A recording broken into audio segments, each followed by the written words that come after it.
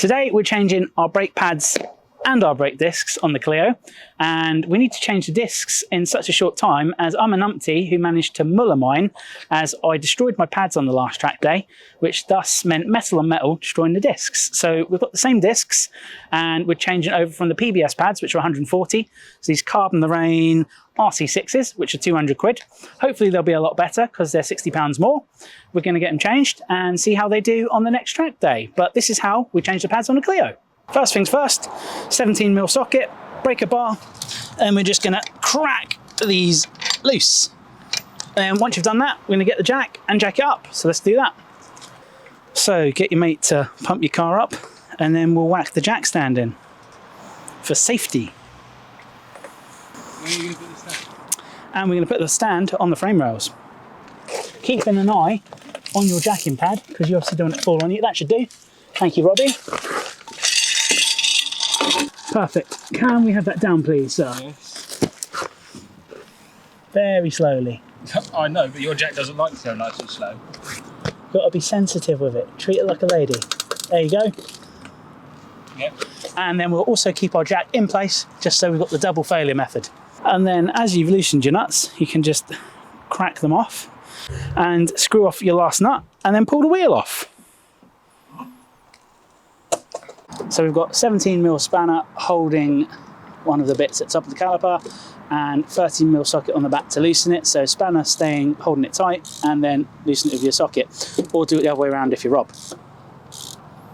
And then when you've got the last bolt out, you can remove the caliper, and we've got a bungee cord just below your arm, Rob, that we can hang it up with. So if you just stick that on the spring and then loop it round through the caliper if we can. It might fit, it might not, but as long as we're holding it out the way so we're not damaging the hose. And like that, we have the caliper out the way, and we can just pull the pads out with a bit of effort. Well, if you had any pads left. If we had any pads left, that is. If they would come out. If they would come out. So as we can see, there is no pad on that. If we just Oh, you got a little bit. None on here. You got a little bit. We got a little bit there, uneven wear, so pistons probably need a clean on the caliper. But this is why you change your pads on a track day, or after 2 track days, not 3. Safety first, guys, safety first.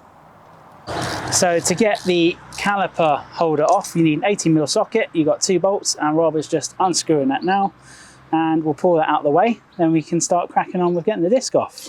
And there you go, off, very nice. Rob's got some brake clean. We're gonna get our toothbrush in there and give the piston a scrub, see if we can get whatever dirt is on it off. It might be here a while to get it looking a bit better, but at least you've given it a good clean before putting it back in. We have a rather bodgy way of winding back our caliper.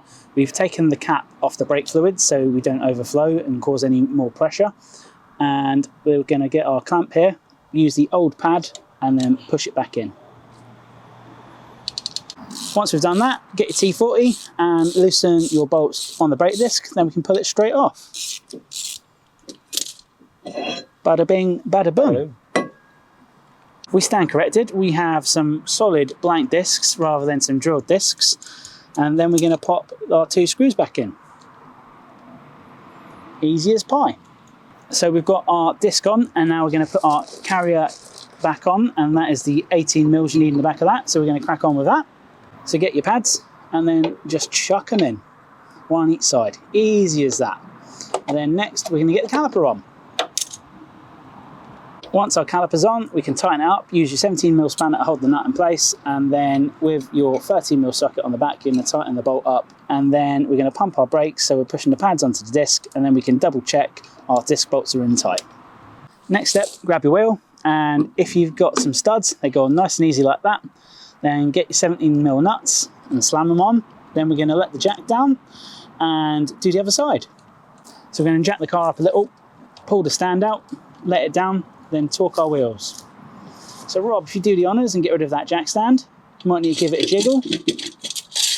Perfect. And we'll let the car down.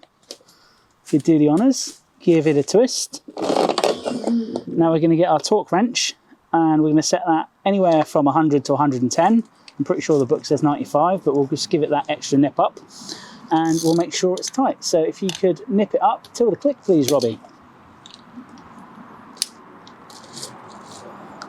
And then we're going to make sure we do it in a cross pattern. So 1 and across,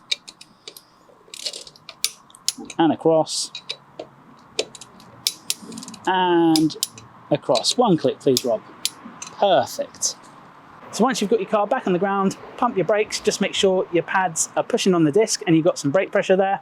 Take it for a spin, follow any braking in procedures your brake pads might have. These ones say take it up to 60, then brake down to 30 and do that several times, quite a lot of times for these pads.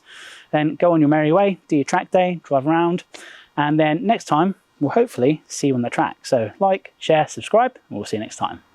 Check the mic and make sure it sound right, boys.